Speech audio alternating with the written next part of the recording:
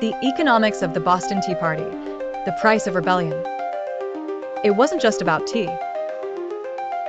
It was about money, power, and control. On a cold December night in 1773, a group of colonists disguised as Native Americans boarded ships in Boston Harbor and dumped 342 chests of British tea into the sea. But beneath the surface of that dark water lay something far more complex, an economic rebellion that would change the world. This is the economics of the Boston Tea Party. In the mid-1700s, the American colonies were booming, trade, ports, and markets were thriving. But Britain, still recovering from the costly 7 Years' War, 1756 to 1763, was drowning in debt. And who better to pay for it than the colonies themselves? The British Parliament began imposing taxes on colonial goods, sugar, paper, and most famously, tea, to raise revenue.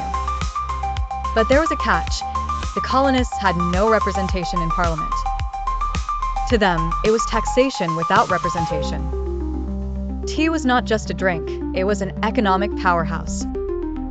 It came from the British East India Company, one of the world's first corporate giants. By 1773, the company was in deep financial trouble, losing profits and facing bankruptcy.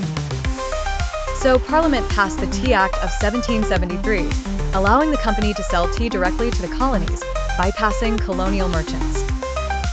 The result?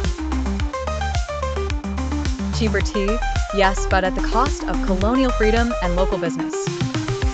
Merchants were furious. They were cut out of the trade. Patriots saw it as another British trick, a way to make colonists accept taxes without realizing it. When ships carrying East India Company tea arrived in Boston Harbor, the colonists demanded the cargo be sent back. The royal governor refused. And that's when the Sons of Liberty, led by Samuel Adams, took matters into their own hands. On the night of December 16, 1773, dozens of men disguised as Mohawk Indians boarded the ships, the Dartmouth, the Eleanor, and the Beaver. Over 3 hours, they dumped 342 chests of tea, worth nearly $1.7 million today, into Boston Harbor. It was not just a protest, it was an act of economic sabotage. Britain was outraged. In response, it passed the Coercive Acts, known in the colonies as the Intolerable Acts, shutting down Boston's port and crippling its economy. But instead of dividing the colonies, this punishment united them. Trade boycotts spread, smuggling increased, and the spark of independence ignited. Here's the twist. A protest over a tax commodity became the economic foundation of a revolution. Britain tried to save its company, and instead lost its empire. Thanks for watching and subscribe this channel.